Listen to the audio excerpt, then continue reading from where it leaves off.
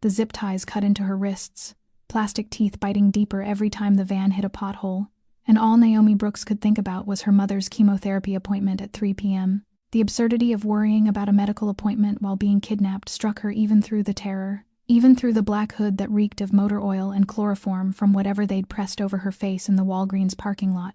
She had just finished her shift, was still wearing her name tag, for God's sake. Heading to catch the bus to her second job waitressing at Russo's Italian kitchen when hands grabbed her from behind. The scuffed white van, arms like iron bands, a cloth over her nose and mouth, sickeningly sweet, then nothing. Until she woke here zip-tied and hooded, listening to men argue in rapid Italian. Naomi's Italian was limited to menu items. Carbonara, panna cotta, ciao bella, but she caught one word repeated over and over. Sbagliata. Wrong. Ragazza sbagliata. A young voice panicked. The boss is going to kill us. This is the wrong girl. An older voice answered in English. Same height, same hair, same damn neighborhood. How are we supposed to know? Russo's daughter has a tattoo. A rose on her wrist. Check her. Rough hands grabbed her arm, yanking up her sleeve. No tattoo. She couldn't afford one. And her mother would have called it a mark of foolishness, the way she made every small rebellion feel like a betrayal of everything she'd sacrificed. Merda. Silence. The kind that meant people were deciding whether you lived or died. 27 years old, 2 jobs, a mother dying of stage 4 lung cancer, and this was how it ended, mistaken for someone else. The van stopped. The hood was ripped off. Naomi blinked against brutal brightness. A chandelier all crystal and gold. Marble floors. Oil paintings in gilded frames. This wasn't just wealth. This was old wealth, the kind that made her entire existence feel like a mistake. And standing in the center of it all was a man who made her breath catch for entirely different reasons than fear. Sharp cheekbones. Dark eyes that made you feel naked. Black hair swept back from a face all angles and shadows. A suit tailored like a second skin. Tattoos crawling up from his collar. The most beautiful man she had ever seen. Also clearly extremely dangerous. You're not her, he said. Not a question, an accusation. Naomi forced her voice steady. Growing up where she did taught you one thing. Never show fear. Fear was blood in the water. I don't know who you think I am. But I'm nobody. I work at Walgreens and Russo's Italian kitchen. There's been a mistake. Yes, the man agreed, stepping closer with the grace of a predator. A costly one. Behind him, 3 men in tactical gear shifted. The youngest spoke rapidly in Italian. The man in the suit raised one hand and the room went silent. That kind of power, the kind that didn't need volume, was more terrifying than any weapon. My name is Dominic Moretti, he said, like introducing himself at a dinner party instead of a kidnapping. And you, unfortunately, are not Valentina Russo, which presents us both with a problem. Naomi's stomach dropped. Russo. Everyone knew that name. Victor Russo owned half the legitimate businesses in her neighborhood, and all the illegitimate ones. The restaurant where she worked was his. And Valentina Russo, she'd seen her at the restaurant. Beautiful, mixed race like Naomi, with brown skin and professionally maintained curls. They'd been mistaken for each other before. The memory felt sickeningly ironic now. I don't know anything, she started. I believe you. Dominic cut her off. You have the unfortunate luck of resembling someone you're not, and the worse luck of being in the wrong place at the wrong time. My men saw a young brown-skinned woman with curls and assumed. His eyes turned cold. Assumptions are how people die. Ice shot through her veins. But she met his gaze. You could let me go. I couldn't identify anyone. I just need to get to my mother's chemotherapy appointment. Something flickered across his face. Almost human. Your mother is ill? Lung cancer. Stage 4. Session 17 of 35. The words tumbled out. She thinks I'm at work. If I don't show up, she'll panic. Stress compromises her immune system. Tony, Dominic said sharply. The nervous young man stepped forward. Call Mount Sinai Oncology. Confirm the appointment for Eleanor Brooks. Ensure she has transportation. Naomi's heart stuttered. Mercy? Or gathering information to use against her? I can't release you, Dominic said quietly. Close enough that she could smell cedar and something darker. You've seen my face, my home, my men. And Victor Russo. His jaw clenched. Hatred, deep, personal, burning, is a man I cannot afford to underestimate. She wasn't being kept because she knew too much. She was being kept because she knew nothing, and in this world, innocence was the most dangerous thing of all. If this satisfies you, like and share with friends who love dark romance. Subscribe and hit the bell, the next chapter is coming soon. Naomi wanted to scream, to run, to do anything but stand here, in this opulent room, face to face with a man who had just declared that she was his prisoner. But her feet felt nailed to the marble floor, and her reason whispered that trying to flee now would be no different than walking straight into death. 3 men in tactical gear stood silently behind Dominic Moretti, and she had no doubt they would catch her long before she reached the door. How long? Her voice emerged, calm, so calm in fact that it startled even her. How long do you intend to keep me? Dominic tilted his head as he looked at her, and under the glow of the crystal chandelier, his black eyes seemed like 2 bottomless wells. Until I settle matters with Russo. Could be a few days, could be a few weeks, could be longer. My mother will call the police.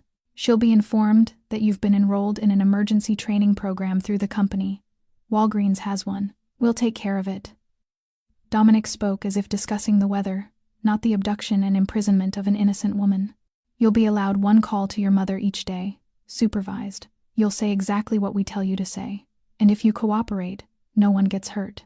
And if I don't? Dominic stepped closer. Close enough that she could see the raised lines of a tattoo creeping up from beneath the collar of his crisp white shirt. Close enough to smell his expensive cologne, laced with something darker, something dangerous. You're a smart woman, Naomi Brooks. I think you already know the answer. She did. She knew it with a clarity that made her stomach turn. Tony. Dominic didn't look back. Take Miss Brooks to the East Room. Make sure she has everything she needs. The young man stepped forward, his body tense. Naomi recognized him. He was the one who'd panicked in the van, the one who had grabbed the wrong person. Now he wouldn't meet her eyes, as though the weight of guilt was too much to bear. This way, Tony murmured, his voice tinged with something that might have been regret or a performance of it. She cast one last glance at Dominic. He had already turned away, speaking in Italian to the other 2 men, as if she no longer existed. As if she were just a task completed. A problem crossed off his list. She followed Tony through the grand foyer, up the sweeping staircase she had noticed when they'd first dragged her inside. Each step on the plush red carpet was so soft she could hardly feel her feet. Oil paintings stared down at her from gilded frames on the walls, unfamiliar faces frozen in time, their eyes seeming to follow her, knowing she didn't belong. The hallway stretched long and silent. Small chandeliers lit the way every few yards, casting pools of warm light across the cream-colored walls. They passed 5, 6 closed doors before Tony finally stopped at one at the very end, a tall door of dark polished wood. He opened it, and Naomi stepped inside. She had braced herself for a cell. Gray walls, concrete floors, perhaps a metal bed and a toilet in the corner. But what she saw made her freeze in place. The room was larger than the studio apartment she shared with her mother in Brooklyn. A king-sized bed draped in ivory silk sheets, an oak wardrobe, a vanity with a gold-framed mirror, large windows that overlooked a garden, moonlight filtering through gauzy curtains. And when Naomi moved closer, she saw the iron bars hidden behind the drapes. Discreet, beautiful, but still, bars. The bathroom's through there. Tony gestured to a door on the left. There are clothes in the closet, your size. Meals will be brought up 3 times a day. If you need anything, just press the button by the bed. Naomi turned to face him. Why me? Out of all the people who could have walked through that parking lot, why me? Tony swallowed hard. But his eyes didn't stay on hers. They darted to the window, then to the heavy lock on the door, as if calculating something. Wrong place, wrong time, wrong face, he muttered, reaching into his pocket to touch his phone. He looked at her then, but the fear in his eyes wasn't for her, it was for himself. I'm sorry, he said, his voice dropping to a whisper. For what's coming? Then the door closed behind him. The sound of the lock clicking into place echoed in the quiet. Naomi stood in the middle of that luxurious room, looking around at her prison of silk and gold, and for the first time since her abduction, she let herself tremble. This was day 1. She didn't know how many days would follow. But she knew one thing with a certainty that rooted itself in her bones. She had to survive. For her mother, for herself, because one day she would get out of here. Naomi didn't know how long she had been standing in the middle of that room.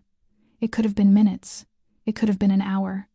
Time loses all meaning when you're locked inside a gilded cage. When her legs finally agreed to move, she began to explore her prison. Her trembling fingers brushed across the polished oak desk, feeling a smoothness she had never touched before. The king-sized bed was covered in silk sheets and stacked with at least 6 pillows. Cool fabric slid beneath her fingertips. She opened the wardrobe and found dozens of neatly hung outfits from silk nightgowns to jeans and soft cashmere sweaters, all in her exact size. They had prepared for this. That meant they had known someone would be kept here. Just not her. The bathroom was even more lavish. A marble bathtub large enough for two, a rainfall shower built into the ceiling, a wall-length mirror with soft lighting, shelves lined with shampoo, body wash, lotions like something out of a 5-star spa. Naomi caught sight of her reflection and barely recognized the woman staring back. Puffy eyes, frizzy curls, a wrinkled Walgreens polo shirt with the name tag still pinned to the chest. She looked like a stain in this world of gleaming surfaces and quiet elegance. She unpinned the tag and stared at it. Naomi, printed in bold white letters against a blue background. And suddenly, the tears came. 27 years. 27 years she had lived, had fought, had clawed her way out of the poverty that clung to her family like a curse. And it had led her here, locked inside a room that cost more than everything she'd ever owned combined. She thought of the moldy studio apartment in Brooklyn that she shared with her mother, the cracked walls, the broken heater that failed every winter, the sound of rats scurrying behind the drywall at night. But it was home. Their home. She remembered the day her father left. She was 5, standing at the window, watching his old car disappear down the street, never to return. Her mother, Eleanor, didn't cry. She simply wiped her hands on her apron, turned back to the stove, and said, "It's just the two of us now, Naomi. But we'll be okay." And somehow, they were. Eleanor worked 3 jobs. Office cleaning in the early mornings, diner shifts in the afternoons, hotel laundry at night. She slept 4 hours a day and never complained, never let Naomi see her falter. "My daughter's going to college," she'd always say. "My daughter's going to get out of here." And Naomi had done it. A full scholarship to study art history at Columbia. She remembered the acceptance letter, the way her mother cried, the feeling just for a moment that life was finally unfolding the way it was supposed to. She dreamed of museums, galleries, a life far from cracked walls and broken heaters. Then, in her junior year, Eleanor collapsed during her overnight shift at the hotel. Lung cancer. Stage 4. The doctor said those words like reading off a grocery list, and Naomi's world crumbled. She dropped out. There was no other choice. A scholarship didn't cover medical bills. Dreams didn't cure cancer. She needed money, fast. For the past 4 years, she had done everything she could. Walgreens by day, waiting tables at Russo's by night, sometimes cleaning houses on weekends. Every paycheck went to hospital fees, medications, rent. She couldn't remember the last time she bought new clothes, the last time she slept 8 hours, the last time she thought about the future without feeling like she couldn't breathe. And now, here she was, in this room, with silk sheets and a marble bathtub and a wardrobe full of designer clothes, all the things she had once longed for handed to her in the cruelest possible way. Naomi sat on the edge of the bed, gripping her name tag tightly in her hand. She thought of her mother, likely sitting in a chemo chair right now, wondering why her daughter hadn't called. She thought of the empty apartment, the stack of unpaid bills on the kitchen table, the life she might never return to. But she also thought of what her mother had said 22 years ago, the day her father left. "We'll be okay." Naomi took a deep breath, wiped her tears, and stood up. She had survived abandonment, survived poverty, survived her mother's illness. She would survive this too, however long it takes. Night fell like a heavy black blanket draped over the Moretti estate. Naomi lay on the enormous bed, her eyes wide open, staring at the intricately carved ceiling, while silence pressed down on her chest like a block of concrete. She had bathed, had changed into the silk pajamas someone had thoughtfully placed in the wardrobe, had eaten the dinner delivered on a silver tray, though she could barely taste a thing. Her body had moved through the motions on autopilot, her mind drifting somewhere far beyond the walls of this place. Now, in the dark, the fear she had kept locked away all day began to creep out from the corners of her mind. Where was her mother right now? Had someone taken her home after the chemo session? Had she eaten dinner? Taken her pills on time? Eleanor hated depending on others, hated feeling weak, and Naomi knew that without her there, her mother would push herself far beyond what her body could handle. Tears slipped down her temples and soaked silently into the silk pillowcase. Naomi didn't bother wiping them away. In the dark, no one could see her cry. No one would call her weak. Here, in this quiet moment, she allowed herself to break just a little before morning came, and she would need to put the pieces back together again. She thought about Dominic Moretti, about the way he looked at her like a possession, calculating her usefulness, The way he commanded his men with a single gesture, never raising his voice, the flash of hatred in his eyes when he spoke the name Victor Russo. Naomi didn't understand the feud between those mafia families, and she didn't want to. She was just a black pawn trapped on a chessboard ruled by kings, and pawns weren't meant to know the strategy. But one thing she did understand, Dominic hadn't killed her. Not yet. He had even given orders to make sure her mother's chemo appointments were taken care of. What did that mean? Mercy? No. Men like him didn't deal in mercy. Strategy? Probably. Keep Naomi compliant by showing her they could reach her mother anytime they wanted. The thought made her shiver. They knew where her mother was, knew what she was being treated for, knew her chemo schedule. If Naomi made one wrong move, if she tried to escape, or to call for help, they could find Eleanor without lifting a finger. She was already shackled, even without plastic ties on her wrists. Naomi rolled onto her side and looked toward the window. Moonlight filtered through the sheer curtains, casting soft bars of light across the wooden floor, bars that echoed the iron ones hidden just behind the fabric. She wondered if someone stood guard outside that door. If there were cameras watching this room.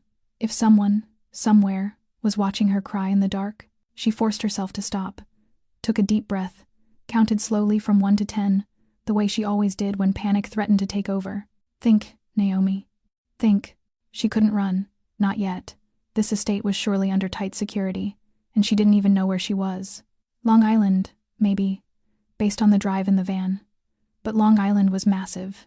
She had no phone, no money, nothing but the silk pajamas on her back. She needed time. She needed to observe, to learn how this place operated. Who was who could be trusted, if anyone, who was a threat. She needed to find the cracks in the system if there were any. And most of all, she needed to keep her mother safe. To do that, she had to cooperate, at least on the surface. Naomi closed her eyes and tried to force her body to relax. Tomorrow morning she would be allowed to call her mother. Tomorrow, she would have to lie, pretend everything was fine, pretend she was simply caught up in work. She would have to play the role of a busy daughter, not a kidnapped woman locked inside a mafia mansion. She hated that, hated lying to her mother, the woman who had given everything for her. But the truth would kill Eleanor faster than cancer ever could. It was late now, maybe 2, maybe 3 in the morning. She needed sleep. She needed strength for the days ahead. Naomi curled into herself on the unfamiliar bed, arms wrapped tightly around her body, the way her mother used to hold her as a child. And into the darkness, she whispered a promise. I'm coming back to you, Mama. I swear. However long it takes, I'm coming back. And with that promise echoing through her heart, Naomi finally drifted into a dreamless sleep. While outside the window, the first blush of dawn crept over the eastern horizon. The knock on the door pulled Naomi from a restless sleep. She sat up abruptly, her heart pounding, taking several seconds to remember where she was. The lavish room, the iron bars behind the curtains, the prison wrapped in silk and gold. The knock came again, gentle, but patient. Miss Brooks, I've brought your breakfast. The voice wasn't Tony's. Older, deeper, laced with the distinct accent of an Italian who had lived in America a long time. Naomi pulled the blanket up to her chest like a fragile shield. Come in. The door opened and a man stepped inside. He looked to be in his mid-40s, with short, neatly cut salt and pepper hair and the weathered face of someone who had seen too much in life. Unlike Tony, who carried the guilt of a mistake, this man radiated a strange, quiet calm. He wore a white shirt with the sleeves rolled up, revealing faded tattoos on his forearms, and he carried a wooden tray with a full breakfast. My name is Marco, he said, setting the tray on the table by the window. Marco Benedetti. I'll be responsible for looking after you while you're here. Naomi didn't move from the bed. Looking after or guarding? Marco raised an eyebrow, as if appreciating her bluntness. Both, perhaps, but I hope it'll be more of the former. He pulled out a chair and gestured for her to join him. You should eat. This morning it's eggs, Benedict, toast, fresh fruit, and coffee. Or would you prefer tea? The normalcy of the exchange left Naomi slightly stunned, as if she were a guest at a 5-star resort instead of a prisoner inside a mafia estate. But her stomach growled, reminding her she hadn't eaten much the day before. She would need strength to face whatever was coming. She got up, wrapped herself in the silk robe from the closet, and sat down at the table. The food smelled almost painfully good, and she had to restrain herself from devouring it like someone starving. Marco stood by the window, not watching her, but not leaving either. The silence stretched on until Naomi finally broke it. How long have you worked for Moretti? She asked, trying to keep her tone casual. 23 years, Marco replied without hesitation. Since he was 13. Naomi nearly choked on her toast. 13. Dominic Moretti had a personal attendant since he was 13? What did that say about the world he'd grown up in? You didn't work for his father? Marco's expression shifted. A shadow crossed his face there and gone. Dominic's biological father died when he was 14. Or rather, Dominic freed himself from that man. The words were vague, but Naomi felt the weight behind them. She didn't ask further. Sometimes, knowing too much could be more dangerous than not knowing at all. Marco seemed to read the question in her silence. He exhaled slowly, gazing out the window as though weighing what he was about to say. You think Dominic is a monster? It wasn't a question. It was a statement. Everyone does when they first meet him. The cold stare, the voice like ice, the power he carries. It's understandable. Naomi set her fork down. He kidnapped me, locked me in here, threatened my mother. What else am I supposed to think he is? I'm not asking you to forgive him, or even to understand. Marco turned to face her, his worn eyes carrying something that looked like sadness. I just want you to know that there are things you don't see. He could have killed you last night to tie up a loose end. He didn't. He could have ignored your mother completely. He didn't. He could have locked you in a basement instead of this room. He didn't. So what? I'm supposed to thank him for kidnapping me humanely? Marco almost smiled. Almost. I'm saying that in our world, what he's done for you is unusual. And that means something. Whether you want to believe it or not. Before Naomi could reply, Marco stepped toward the door. You'll be allowed to call your mother at 9. I'll come back for you then. He paused at the doorway. And Miss Brooks? My boss doesn't kill innocent women. Never has. That's not a hollow promise. That's a truth I've watched play out for 23 years. You'll be safe here as long as you don't do anything foolish. The door closed behind him. The sound of the lock clicking echoed through the room. Naomi sat alone, her breakfast cooling on the table, her mind spinning with fragments of information. 13 years old, father dead by 14, freed himself, doesn't kill innocent women. She didn't know what to make of it, didn't know if any of it changed anything, but one thing she did know, Dominic Moretti wasn't as simple as she'd thought. And somehow, that was more terrifying than if he'd been a pure monster. Because monsters are easy to hate, people are much more complicated. The phone call with her mother lasted exactly 5 minutes. 5 short minutes in which Naomi had to deliver the greatest performance of her life. I'm fine, Mom. The company put me in an emergency training program I had to leave right away. Didn't have time to tell you. Yes, I've got my own room. The food's really good. I'll call every day. Don't forget to take your meds on time. I love you. Every word was a lie. Every word cut like a blade. But Eleanor's voice on the other end sounded relieved, and Naomi knew she'd done the right thing. Her mother didn't need the truth. The truth would kill her. Marco walked her back to her room after the call, and Naomi spent the rest of the morning sitting by the window, staring out over the sprawling garden without really seeing any of it. Her mind was a storm of unanswered questions. Early in the afternoon, there was a knock at the door. Naomi assumed it was Marco with lunch, but when the door opened, it was Dominic Moretti who stepped inside. He looked different than he had the night before. Still dressed in an expensive suit, still impossibly composed, but in the daylight she noticed the details she'd missed. Faint shadows under his eyes, a tightness in his jaw like he was clenching his teeth. Fatigue, carefully hidden beneath a mask of control. Miss Brooks. He nodded, standing several feet away from her, as if to respect her space. I hope you rested well. Naomi rose from the chair by the window, unwilling to remain seated while he stood, as well as anyone can under house arrest. The corner of Dominic's mouth twitched almost a smile, but not quite. You're direct. I don't see the point in pretending. Good, neither do I. He walked to the table and set down a folder Naomi hadn't realized he was carrying. This is why I'm here. She eyed the folder like it might bite. What is that? Your mother's medical records, and the payment receipts. Her heart skipped a beat. She opened the folder with trembling hands, and the numbers blurred before her eyes. Outstanding hospital bills, $87,000. Remaining chemo costs, $120,000. Monthly medications, $4,500. And next to each number printed in red, paid in full. What are you doing? Her voice shook, unsure whether it was with anger, shock, or something she didn't dare name. I've settled your family's medical debt, Dominic said, as if discussing the weather. All of it, including the remainder of your mother's treatment. Why? Because I can. That's not an answer. Naomi slammed the folder shut and stepped toward him, driven by a recklessness she hadn't known was inside her. You kidnapped me. You locked me in here, and now you're paying my mother's medical bills? What is this? Do you want me to be grateful? Do you want me to feel obligated? Is this how you control people? Dominic didn't move, even though she was close enough to smell his cologne again, that same expensive scent, tinged with something darker. His black eyes bore into hers with a quiet intensity that made her want to look away, but she stood her ground. You're allowed to think I'm manipulating you, he said slowly. Maybe you're right. Maybe I want your cooperation to come more willingly. Maybe I don't want you doing something stupid like trying to escape or hurting yourself. He tilted his head, studying her expression. But maybe I'm also doing this because I can, because my men destroyed your life over a stupid mistake, and this is the only way I know how to repair even a fraction of that damage. Naomi didn't know what to believe. The anger inside her still simmered, but it collided with something else, confusion. And worse, a flicker of gratitude she despised herself for feeling.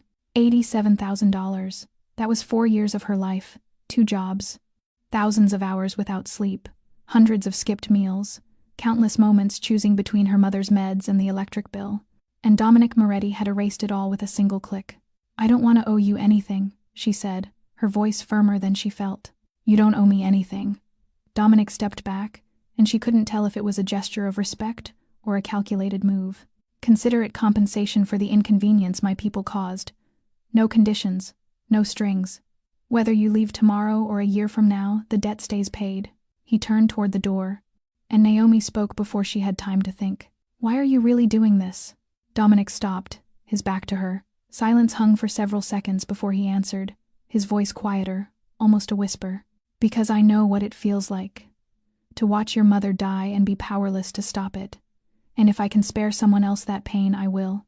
The door closed behind him, leaving Naomi alone with the folder, with numbers that no longer felt real, and with a question spinning endlessly through her mind. Who was Dominic Moretti? A ruthless kidnapper, or a man who had once lost his mother? A monster or something far more human? And why, of all things, did that question matter so much to her? Dominic's words haunted Naomi for the next 2 days. I know what it feels like to watch your mother die and be powerless to stop it.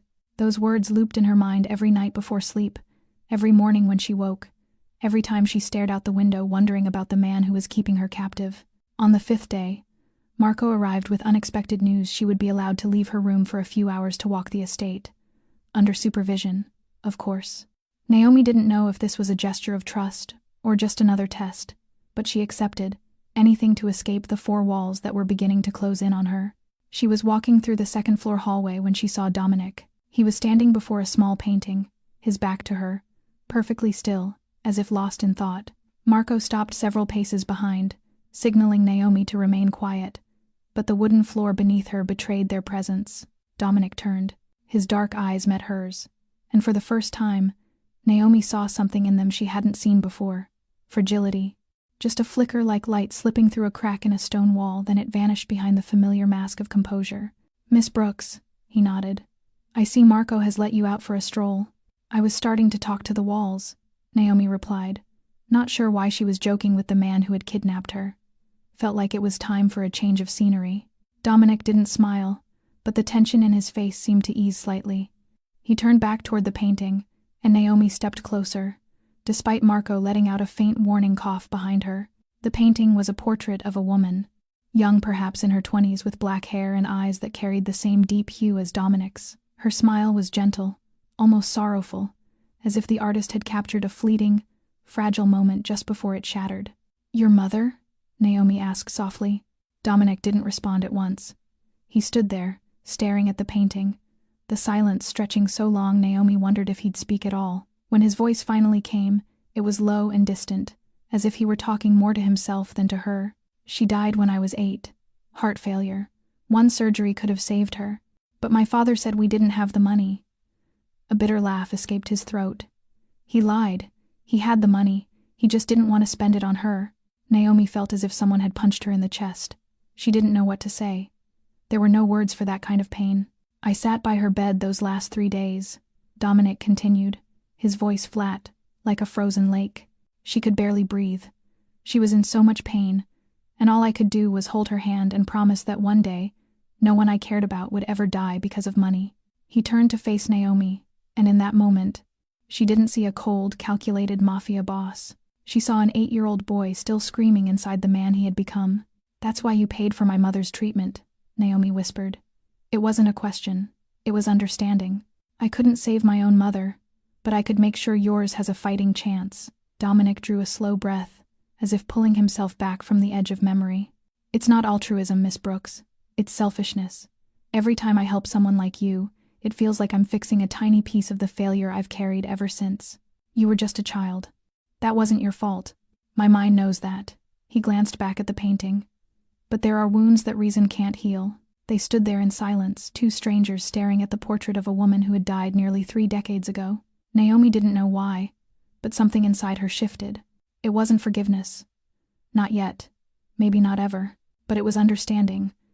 A recognition that behind Dominic Moretti's cold armor was a man carrying deep, unhealed wounds, and trying to mend them the only way he knew how. "She's beautiful," Naomi said gently. "You have her eyes."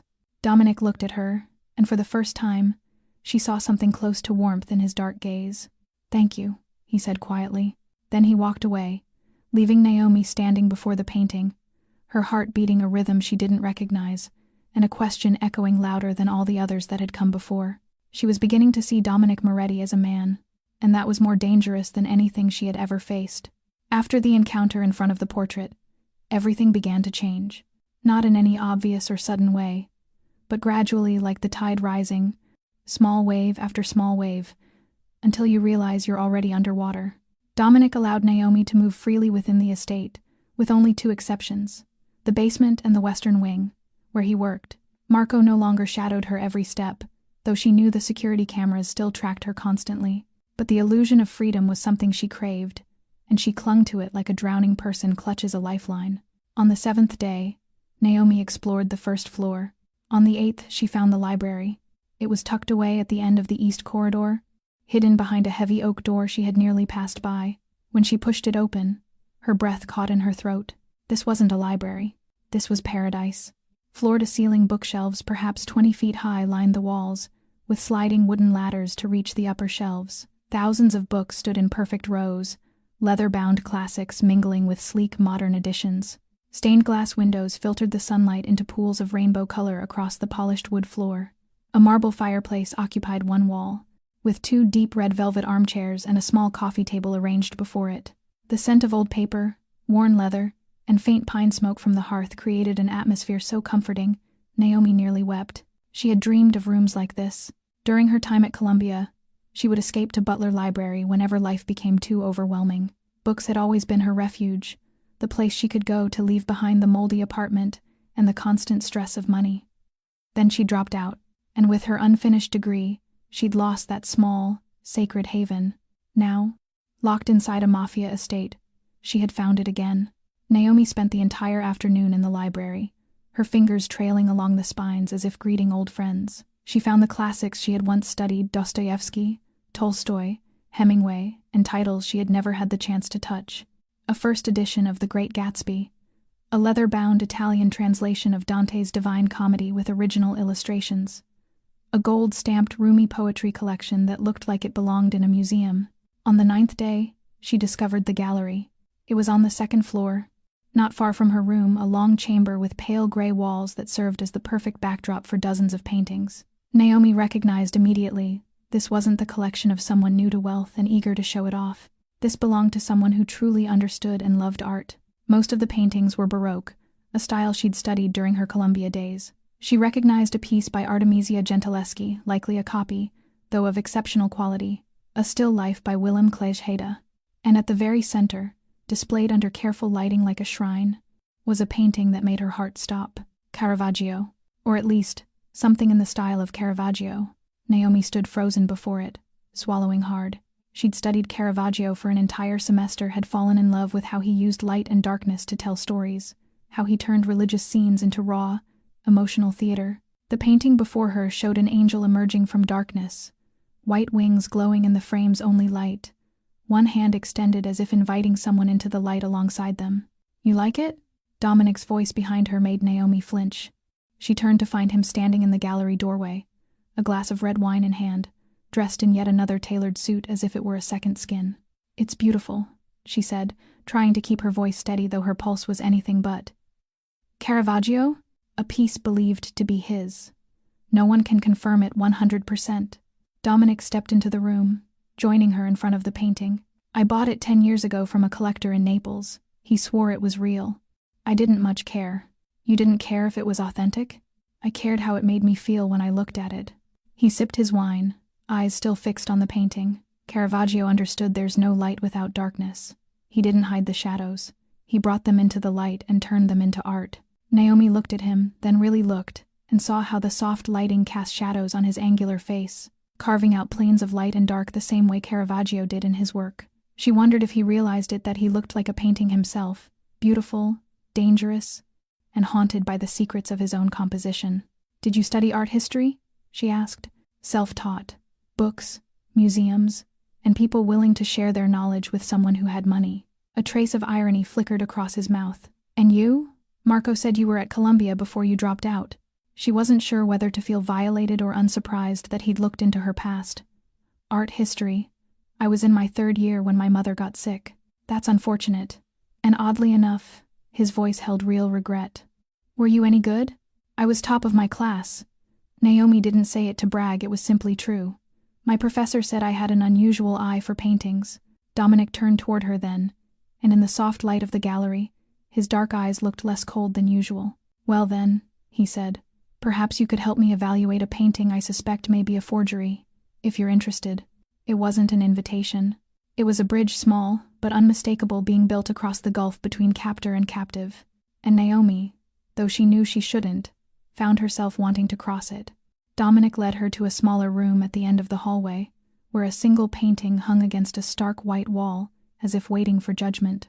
Naomi stepped inside and immediately understood why he had doubts. The painting depicted Saint Jerome in his study, a common subject in Baroque art. An old man with a silver beard sat at a desk, his face illuminated by candlelight, etched with the hardship of wisdom. "The seller claims it's a lost Caravaggio," Dominic said, stepping back to give her space. $2 million. I haven't paid." Naomi stepped closer, her heart pounding, but not from fear, from something else entirely. This was what she was good at, what she loved, what she'd given up 4 years ago and thought she'd never be allowed to touch again. She studied the painting in silence, letting her eyes scan every detail. The composition, the use of light, the folds of fabric, the brushwork, the palette, the sheen of the oil varnish across the surface. "Do you need more light?" Dominic asked after a few minutes of quiet. Naomi shook her head, eyes still fixed on the canvas. She moved to the left, then to the right, watching how the light shifted across the painting's texture.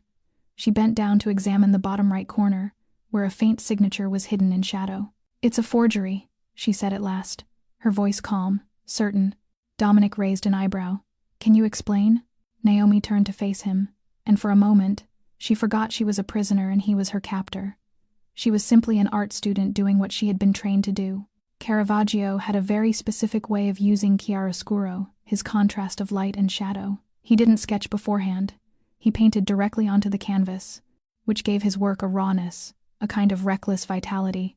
She gestured toward the painting. "Whoever did this was too careful. The lines are too clean, too controlled. Caravaggio painted like he was wrestling the canvas. This one, it's more of a caress." Dominic stepped closer, standing beside her now, following the direction of her hand. "What else?" "The light," Naomi continued, feeling confidence return like warmth after cold. "Caravaggio always used a single, dramatic light source. The illumination here is too soft, too dispersed. It doesn't come from one place. And look at St. Jerome's hands, those fingers are far too delicate." Caravaggio painted hands that had worked, hands full of tendons and toil. "These are the hands of an aristocrat, not a hermit scholar." She stopped, realizing she might have gone too far. But when she looked at Dominic, she saw no boredom, no impatience, only real attention and something close to respect. "You speak about paintings like they're alive," he said quietly. "To me, they are." Naomi turned back toward the artwork. "Every painting is a frozen story, a moment someone decided was important enough to make immortal. Caravaggio was special because he didn't paint saints as perfect heavenly beings. He painted them as real people with dirty feet and blackened nails and pain in their eyes. He found beauty in imperfection. "Light from darkness," Dominic said, repeating the phrase he'd used in the gallery days before. "Exactly," Naomi nodded. He believed you can't truly understand light unless you've lived in darkness. You can't paint salvation without knowing damnation. Silence fell between them, but it wasn't the heavy silence of early days. This was a quieter kind. The kind shared by two people evaluating each other through a new lens. $2 million, Dominic said at last, a flicker of dry humor in his voice.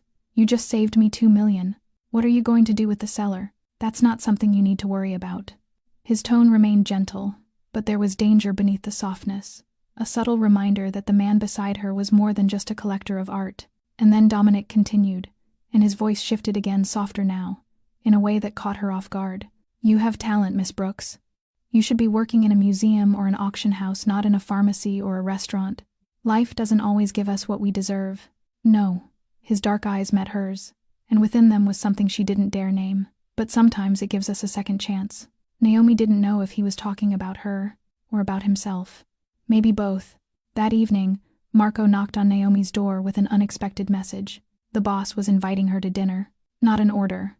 Marco emphasized a request. She could say no if she wished. Naomi didn't know why she said yes.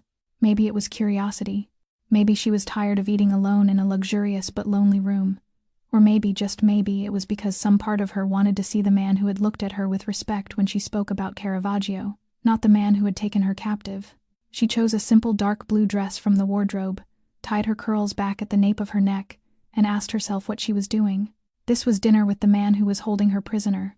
She wasn't supposed to feel nervous, wasn't supposed to spend 10 minutes in front of the mirror, wasn't supposed to care what she looked like.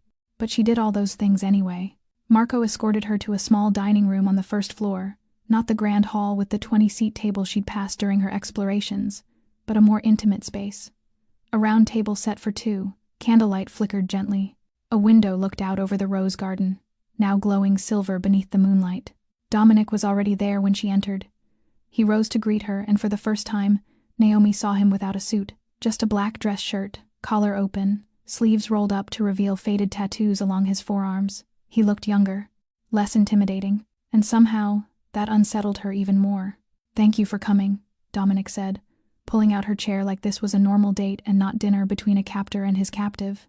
I didn't have many other entertainment options, Naomi replied as she sat, trying to keep her tone dry and even.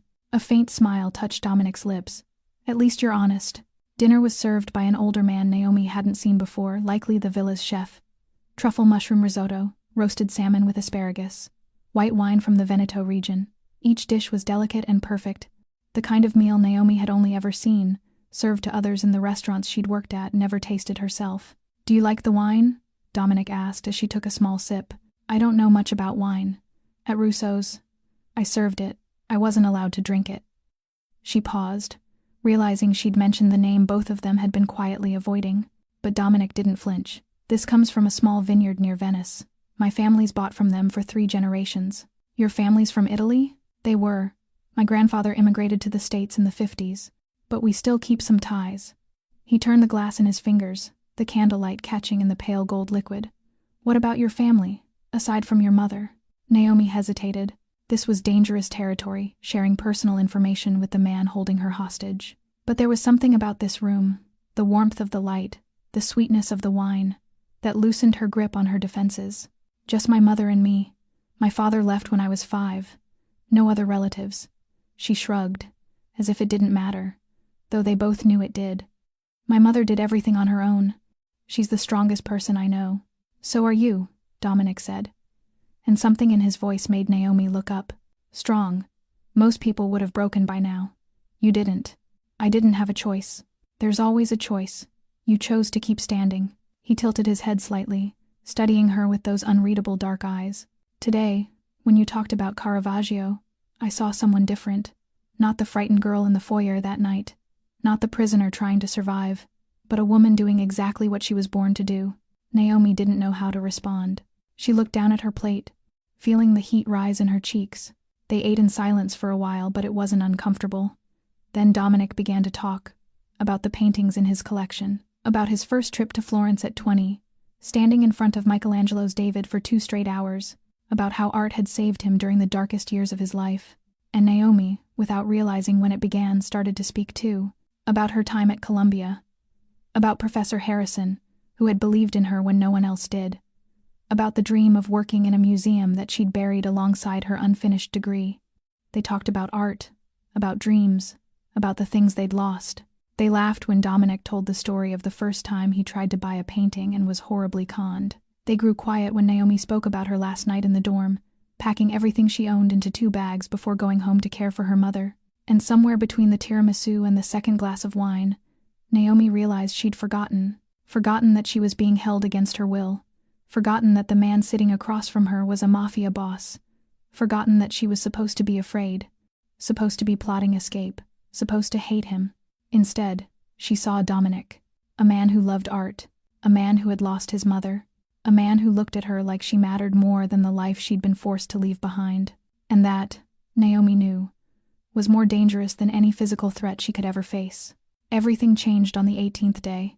Naomi was sitting in the library, immersed in a biography of Caravaggio she'd found on one of the high shelves, when Marco entered, his face tight, his movements clipped. He didn't say anything at first, just handed her a phone and said Mount Sinai was calling. Her heart stopped as she brought the phone to her ear, and when Dr. Hayes spoke on the other end of the line, Naomi's world came apart piece by piece. The chemotherapy was no longer working. The tumor had developed resistance. The cancer cells were spreading faster than they'd anticipated. Without a new course of treatment, Eleanor Brooks had between 3 and 6 months left. 3 to 6 months. Naomi couldn't remember what she said in response. She didn't remember handing the phone back to Marco. Didn't remember walking from the library to her room. Only the sensation like something was crushing her chest, wringing every last drop of blood from her heart until she couldn't breathe. She collapsed onto the floor of her bedroom, back pressed against the foot of the bed, knees drawn to her chest, and she wept. Not the silent tears she'd grown used to swallowing over the years. These were sobs that ripped from her chest, choked cries strangled in her throat, tears so hot they felt like her body was trying to expel a pain too large to hold. Her mother was dying, and she was locked in this place, miles away, powerless to do anything but sit and wait for news of the only person she had left in the world. She didn't know how long she cried. Outside the window, the sky darkened, then lightened, then darkened again. She didn't touch the dinner Marco brought, didn't change clothes, didn't move from the floor. At 2 in the morning, the door opened. Naomi didn't look up. She didn't care who it was. Nothing mattered beyond the black hole inside her, swallowing her piece by piece. Naomi, Dominic's voice. Not Miss Brooks, as he always said. Just Naomi, her name, spoken with a gentleness she didn't know he was capable of. She didn't lift her head. Go away, I don't want to talk. But instead of retreating, she heard the soft rustle of fabric as Dominic sat down beside her. Not on a chair, not on the bed, on the cold floor, back pressed against the same footboard as hers. Silence settled between them. No empty comfort, no lies about everything being okay when they both knew it wasn't. Just his presence, steady and quiet beside her in the dark. I can't lose her, Naomi whispered, her voice raw from hours of crying. She's all I have. She gave up everything for me, and I can't even be with her when she needs me the most. You're here because of me. Dominic's voice was low, heavy. If my men hadn't taken the wrong woman, you'd be with your mother now. Would it change anything? Naomi finally looked at him. The cancer would still be resistant. She'd still be dying. Her voice broke. 3 to 6 months. That's all she has. There's a clinical trial, Dominic said, and suddenly his tone shifted sharp, focused, like he'd flipped a switch inside himself. At Johns Hopkins, immunotherapy combined with targeted treatment, a 47% success rate for stage 4 lung cancer patients. Naomi stared at him, unable to believe what she was hearing. How do you know that? I've had my people researching since the day you arrived. Every advanced treatment, every open trial, every top oncologist in the country. Dominic met her gaze, and in the low light, his dark eyes seemed to shine with something she didn't dare name. I contacted Johns Hopkins this afternoon after I got the news about your mother. They're reviewing her case. If she qualifies, they'll accept her into the program. Why? Her voice trembled. Why are you doing all this? I was taken by mistake. I don't mean anything to you. Dominic didn't answer right away. He looked at her in the dark, and the space between them felt smaller somehow, even though neither of them had moved. You're not nothing, he said finally, so softly it barely rose above a breath. You're the first person in years who's looked at me and seen something besides a monster. You're the first person who talked to me about art like I deserved to listen. You never bowed your head, even knowing what I could do to you. He paused. When he spoke again, his voice was almost a whisper. You reminded me that I was someone before I became what I am now. Tears welled in Naomi's eyes again. But this time, they weren't only from grief. She didn't know what it was. Gratitude? Confusion? Or something far more dangerous? Without thinking, she leaned over and rested her head against his shoulder. He stiffened at first, like someone unfamiliar with human touch. Then, slowly, he relaxed. His arm came around her, not to pull her close, not to hold her, but simply to be there. Steady, warm, present. They sat like that until the first blush of dawn lit the eastern sky. Neither of them spoke. There was no need. And somewhere in the silence, the line between captor and captive began to blur, giving way to something neither of them was ready to face. 3 days after that night, Dominic walked into the library where Naomi sat, a book open in her lap unread. Her eyes had been on the same page for over an hour, her thoughts miles away, but something about his stride, quicker than usual, made her sit up. Her heart pounded a mix of dread and hope. Johns Hopkins called, Dominic said, and she forgot to breathe. They reviewed your mother's file. She meets all the criteria. They're willing to admit her into the clinical trial starting next week. Naomi shot to her feet, the book slipping to the floor with a thud she didn't hear. Are you serious? You're not messing with me? I don't joke about things like this, Dominic said, stepping forward and handing her a thick folder. This is everything information about the program, the trial. It's an immunotherapy treatment combined with targeted medication. Phase 3 study. The earlier phases showed promising results. The lead physician is Dr. Margaret Chen, one of the foremost lung cancer specialists in the country. Naomi took the folder with trembling hands, flipping through the pages she couldn't actually read. Her vision blurred with tears. 47% success rate. Not 100, but not 0 either. Not the slow death sentence she'd been handed just days before. This was hope. Real hope. Not the blind kind she'd clung to for 4 years, but the kind that came backed by science, by facts, by names and numbers and timelines. The cost, she began. But Dominic held up a hand to stop her. Handled. All of it. Travel. Accommodations. Post-treatment care if necessary. He spoke like it was a transaction. Like he was talking about buying a painting, not funding hundreds of thousands of dollars in medical care. She'll be transported to Baltimore the day after tomorrow. A care specialist will accompany her throughout. I can't. Naomi shook her head, emotions tearing her apart from the inside. I owe you too much already. The hospital bills, and now this. I'll never be able to repay you. I'm not asking for repayment, Dominic said quietly, stepping closer. And in the slanted afternoon light spilling through the tall library windows, his dark eyes looked warmer than she had ever seen them. This isn't a debt, Naomi. It's a choice. My choice. But why? She asked the question she'd asked herself a dozen times and never received a real answer. You're a Mafia boss. You don't do favors.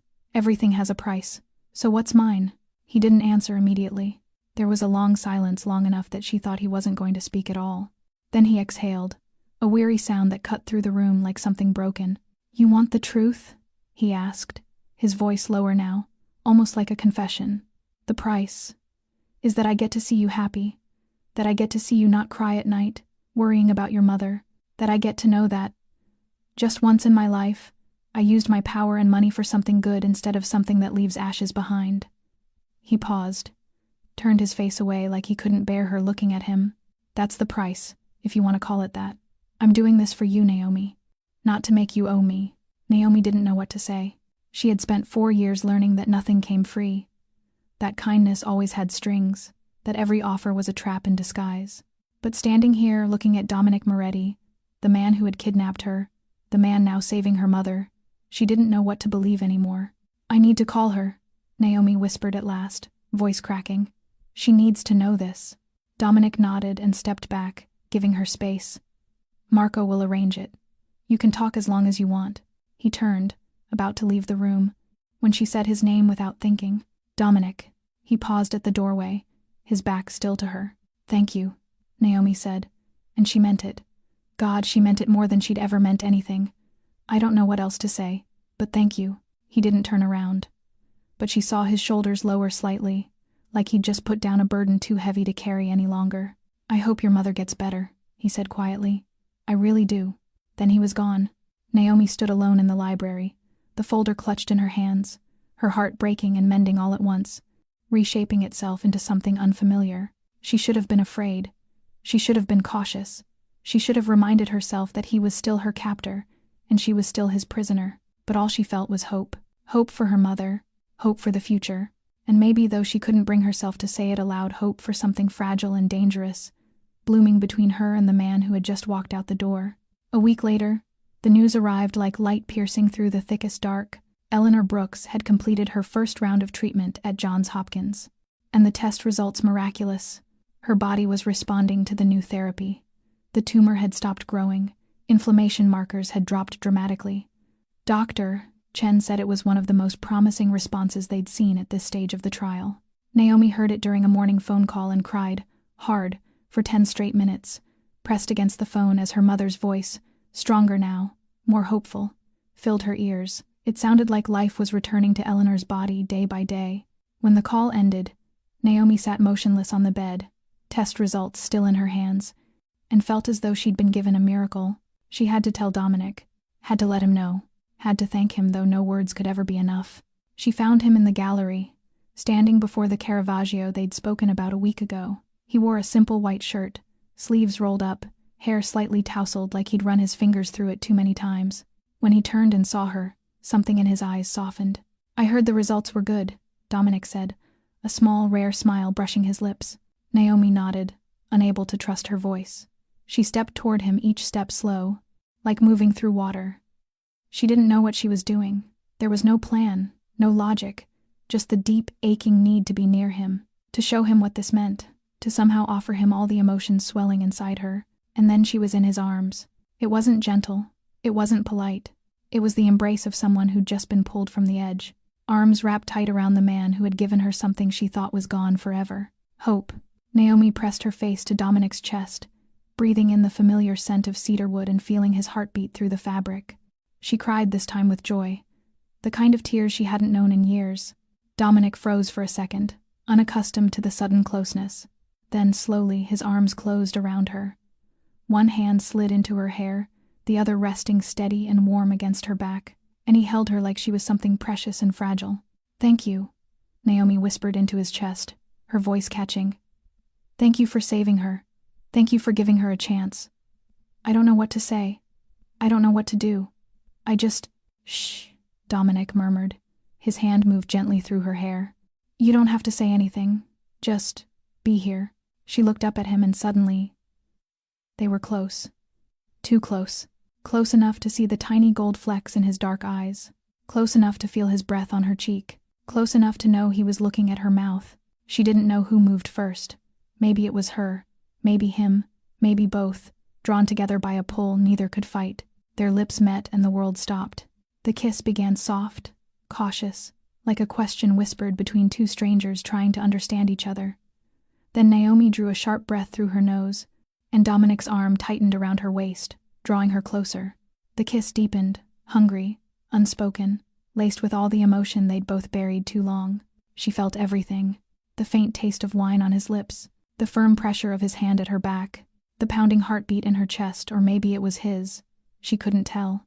She kissed him like breathing, like it was keeping her alive, like she'd been waiting forever to be in this exact place, in these exact arms. When they finally pulled apart, both were breathless. Their foreheads touched, noses brushed. Neither wanted to move.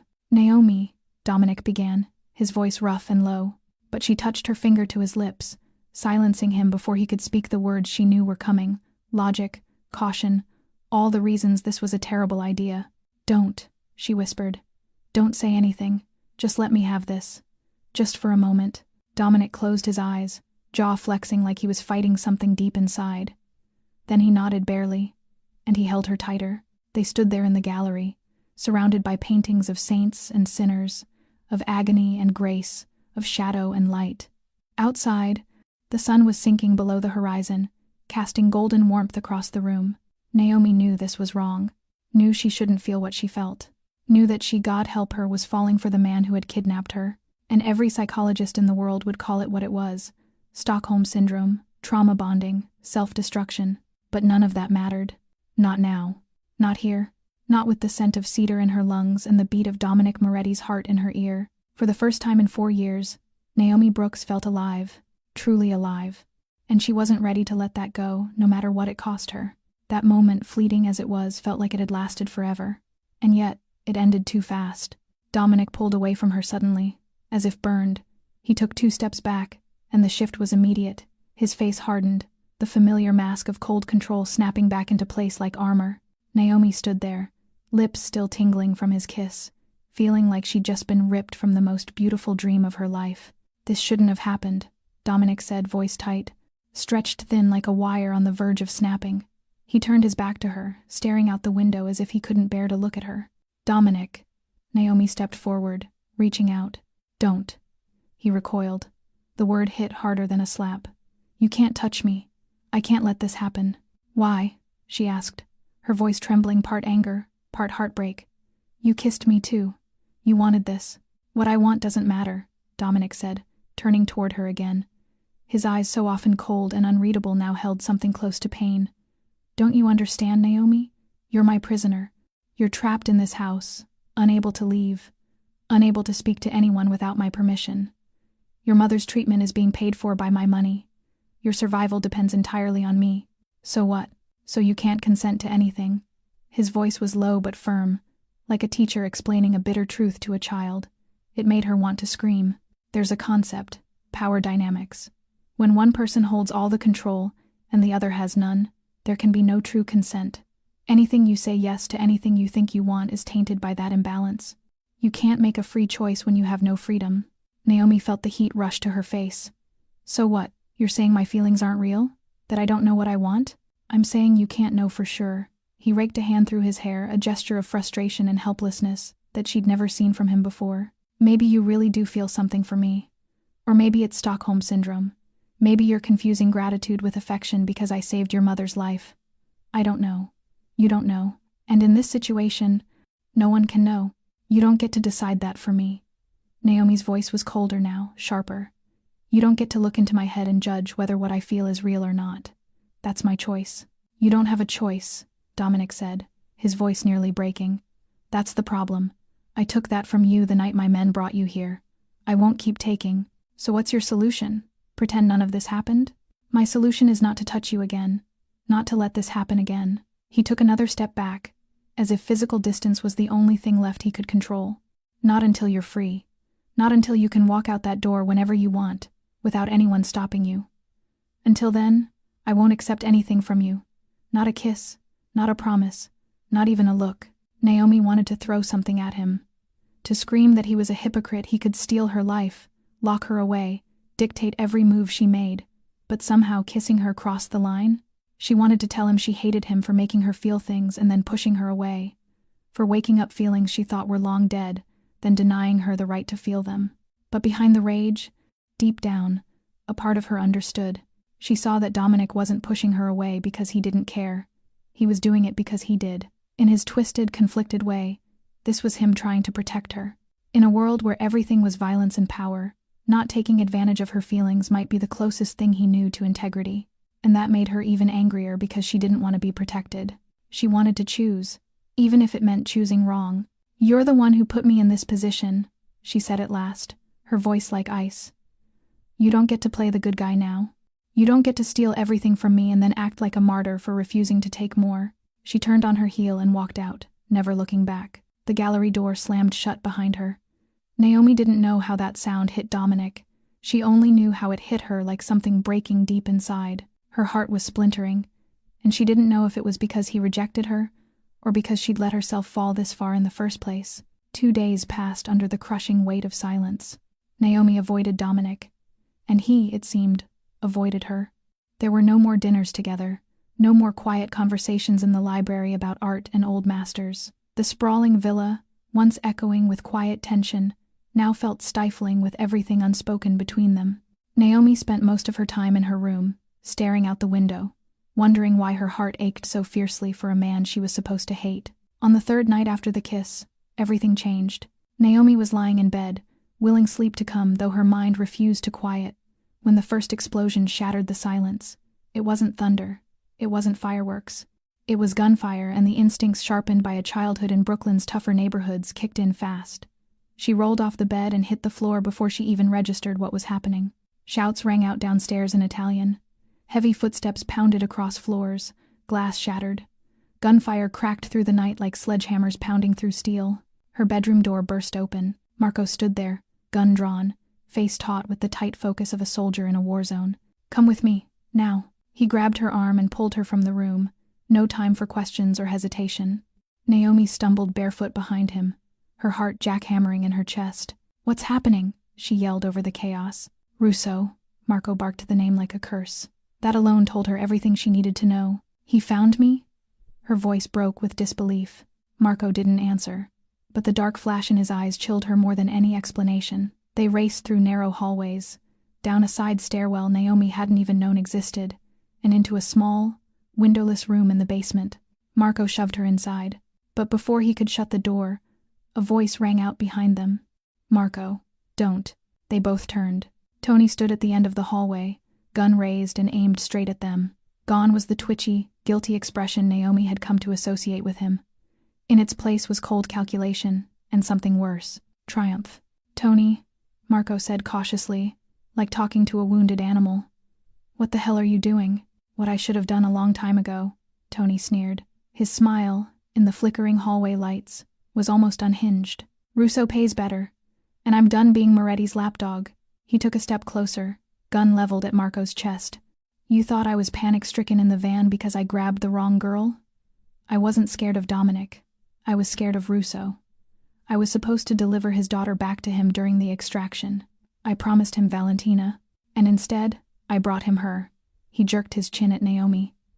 Naomi felt her blood run cold. The apology in her room, the fear in his eyes. It wasn't guilt. It was the terror of a man who had taken payment for a job he failed to complete. He was either playing both sides from the start, or he'd been bought, and she'd been too blind to see it. "You sold him information," she said, her voice hollow. "You sold me." "I sold your location," Tony said with a shrug. "Russo wanted to know who Moretti was hiding here. He thought it was his daughter, Valentina. When he found out it was just some waitress snatched by mistake, he didn't care. But using you to humiliate Moretti, that he liked.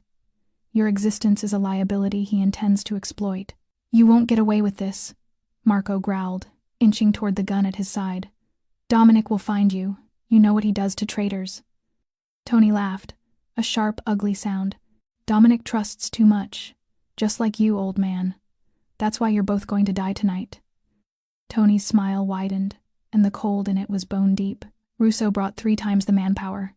This place will be a bloodbath." Everything happened in a blink. Marco reached for his weapon. Tony fired. Naomi screamed as Marco collapsed to the ground, blood blooming from his shoulder. She dropped to her knees beside him, her fear momentarily forgotten. "Marco," she cried, pressing both hands against the wound. "God, Marco, stay with me, please." "Go," Marco gasped, his face pale with pain. "Find Dominic. Safe room. West Wing. Code's his mother's birthday. April 23rd. I'm not leaving you. You have to." He shoved her with what little strength he had left. "Find him. Warn him about Tony. Now." Tony was approaching, gun still trained on them. Naomi made a choice. She looked down at Marco one last time, her throat closing around the lump of guilt and fear rising inside her. Then she turned and ran, through dark corridors, past shattered glass and bodies and echoes of gunfire. She ran like her life depended on it because it did. Her bare feet slapped the cold stone, her breath came in ragged gasps, and the pounding of her heart drowned out almost everything. She turned a corner and slammed into a wall, except it wasn't a wall. It was Dominic Moretti, his hands locked on her shoulders, eyes scanning her for wounds. When he saw she was unharmed, something in his gaze shifted, softened for the briefest second before the steel returned. "Naomi, are you hurt?" "It's Tony," she gasped. "He betrayed you. He's working with Russo. He shot Marco, he's in the basement." Dominic froze. Then his expression changed and Naomi saw it for the first time. Real rage. Not the cold, clinical violence she'd glimpsed before. This was pure, raw fury. It crackled off him like a live wire. "Come with me," he ordered. He gripped her hand and started running. "We need to get to the safe room. West Wing," before they locked down the entire house. Naomi ran beside him, her hand clenched tightly in his, the sound of gunfire still echoing all around them. And in that moment, through all the terror and chaos, she realized something terrifying. She wasn't afraid of dying. She was afraid of losing him. And that, of all things, was what scared her most. They ran through the West Wing hallway, the sounds of gunfire echoing from every direction like a symphony of death. Dominic led the way, one hand clutching Naomi's tightly, the other gripping his gun with calm precision. He moved like a man well acquainted with violence, checking corners, clearing sightlines, every step calculated. Naomi followed, her bare feet burning against the cold marble, lungs gasping, but she didn't dare stop. They were almost at the safe room when 3 men in black appeared at the end of the corridor. Dominic reacted instantly. He shoved Naomi behind a marble column and opened fire. 2 shots. 3. One man dropped. Then another. But the third fired back, and Naomi heard Dominic grunt as a bullet tore through his shoulder. Dominic! She bolted from cover and caught him just as he staggered, blood soaking through his white shirt in wide, fast spreading blooms like spilled ink on paper. His face had gone pale, jaw clenched tight with pain, but his gun hand remained steady long enough to fire the final shot that brought the last attacker down. "I'm fine," he rasped between gritted teeth. "Just the shoulder. Keep moving." Naomi slid her arm around his waist, taking part of his weight, and they kept going. The safe room loomed just ahead, a thick steel door in the wall like a promise of survival. She reached the keypad with trembling fingers and typed in the code Marco had given her. April 23rd. Dominic's mother's birthday. A click. The door unlocked. They fell inside. Naomi helped Dominic to the floor, panic rising as blood continued to seep from his wound. The room was small but fully equipped, monitors displaying security feeds, a satellite phone, medical supplies, and enough weapons to wage a small war. "The bandages," Dominic said, voice tighter now, fading at the edges. "Top shelf." Naomi lunged for the medical cabinet, grabbing gauze, antiseptics, tape, anything she could find. She knelt beside him, hands shaking but determined as she pressed the gauze to the wound. "You know first aid?" he asked through gritted teeth. "My mother has cancer," Naomi murmured. "I learned everything I could." She pressed harder on the wound. Dominic winced, a tremor passing through him. "Bullet still in?" she asked. "Went clean through," he hissed between his teeth. "Lucky." She worked quickly, wrapping the wound and tying it off. But then one of the monitors flickered, and everything stopped. Marco. He was alive. He was standing, blocking the western entry hall, alone, facing at least 5 of Russo's men, including Tony. "Marco," Dominic whispered. His voice cracked not from the pain in his shoulder, but from the deeper, older wound that had just torn open inside him. "No, no, no, no." Naomi stared at the screen, frozen. Marco still bled from the shoulder just as he had when she left him, but he stood straight, like a wall, like a sentinel refusing to fall. He said something to the men across from him, and even without sound, Naomi understood. He was buying them time. He was protecting them. Tony stepped forward, gun raised, lips curled in triumph. He said something, smirking. Marco spat in his face, and then Tony opened fire. Not once, not twice. He emptied the clip. Marco crumpled, his body hitting the floor hard. He didn't move again. Naomi clapped a hand to her mouth as the tears spilled freely, her chest clenched with helpless rage. She turned toward Dominic and saw something break behind his eyes. Not the cool detachment, not the cold fury. This was deeper. This was the grief of a man who had just lost a part of himself. 23 years, Dominic whispered, his voice hollow. He stood by me for 23 years, since I was just a kid getting beaten by my father. He was the only person who never betrayed me. Dominic. Naomi reached up, her palm finding his cheek, forcing him to look away from the screen. "I'm so sorry. I'm so—" He leaned into her hand, eyes closed, his face pressing against her palm like a man clinging to the only warmth left in the world. And for one fragile second, he was no longer a feared Mafia boss. He was just a man who had lost his second father. But when he opened his eyes again, something had changed. The softness was gone. In its place, resolve. Cold, unshakable, dangerous. "FBI," he said suddenly, reaching for the satellite phone. Naomi blinked. "What?" "I'm calling the FBI." She stared at him in disbelief. "What are you talking about?" Dominic looked at her, and this time there was no mask, no performance, just the raw truth of a man who had made a final choice. "What I should have done a long time ago," he said. "I'm turning myself in, trading everything for your safety, and for justice, for Marco." Naomi caught Dominic's wrist before he could dial. "You can't do this," she said, her voice trembling. They'll arrest you. You'll go to prison. Years. Maybe for life. I know. His eyes met hers, calm, steady, heartbreakingly resolute. But this is the only way it ends. Russo will never stop hunting you. You know that. You've seen too much. You know too much. As long as I'm out there, you'll always be a target.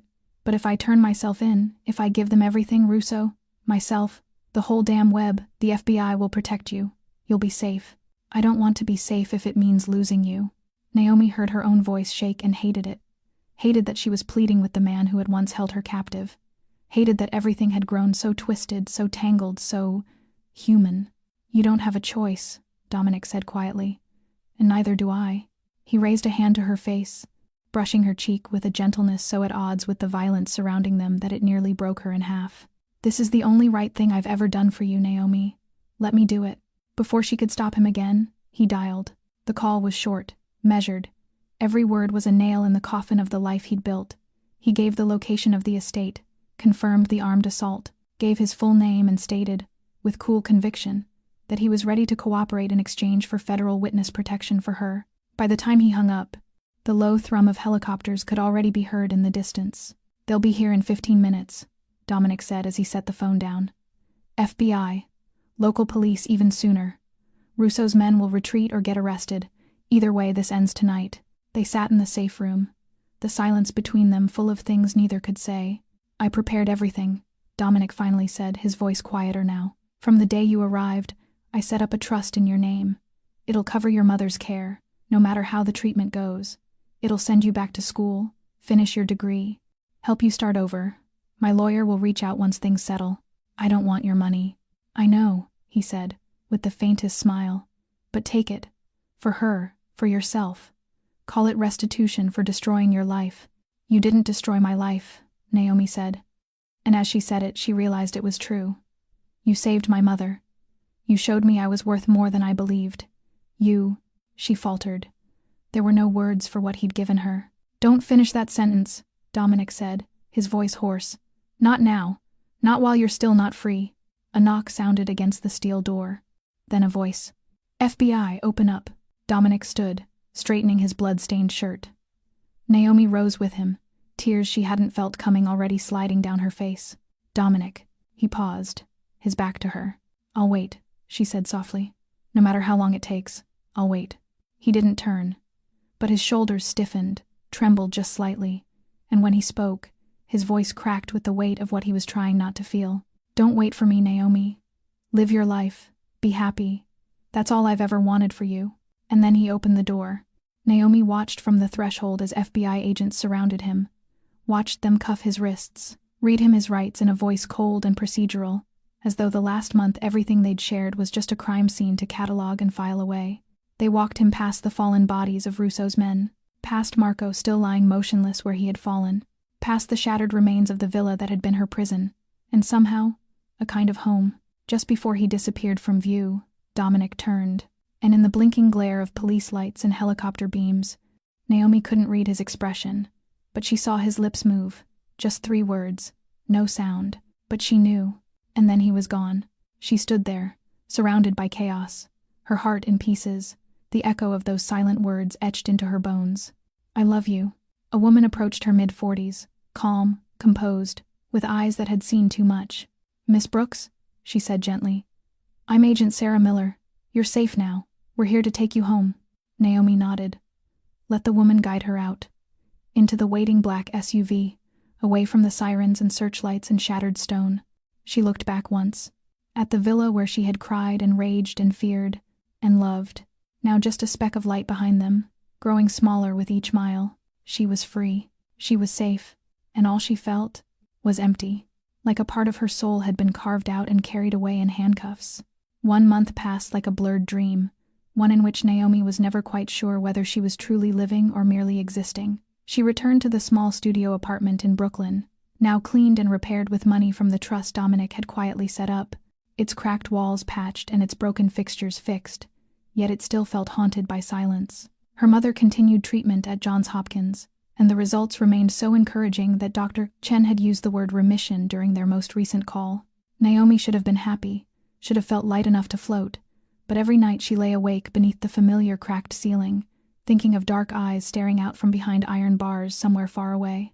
The FBI questioned her repeatedly in the first weeks, about everything from the night she was taken to the days in the villa, from Russo's attack to Tony's betrayal, and Naomi told the truth each time, even about the kiss in the gallery, because truth was the only thing she felt she still owned.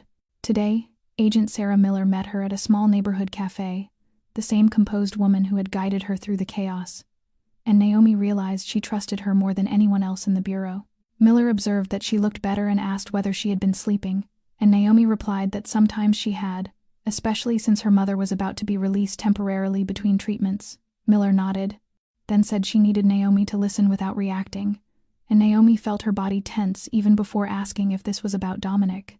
Miller said it was about Naomi, explaining that she had read every statement and consulted the bureau's psychologist, and that she wanted Naomi to hear this from someone who genuinely cared, rather than from a doctor in a sterile office. Naomi named Stockholm Syndrome herself, calmly, and Miller agreed, explaining the concern, the gradual attachment, the gratitude, the empathy, all classic signs of a hostage bonding with her captor as a survival mechanism, a confusion of dependence with love. Naomi answered that she had thought about this every day for a month, that she was not naive, that she knew the theories, but she also knew what she felt. Miller leaned in and reminded her that emotions were not always reliable, that Moretti had kidnapped and confined her, that kindness afterward did not erase the original crime, and that she needed time, therapy, and distance to separate truth from trauma. Naomi looked down at her cooling coffee and knew Miller was not wrong, yet she also knew no one could enter her heart and judge its contents for her. To know for certain, she would do exactly what Miller advised: take time, create distance, rebuild herself from the ground up. She said she would go to therapy, return to school, build her life again, not because she was told to, but because she needed certainty. Miller studied her, then nodded, saying that was all she asked, that Naomi give herself the chance to heal before deciding anything. Naomi agreed, but inside she already held her answer. She would wait, heal, grow stronger, and when Dominic was released, when she was truly free and he held no power over her, when no one could claim manipulation or confusion, she would make her choice, a real choice, born of real freedom, and deep down she sensed that the answer would not change.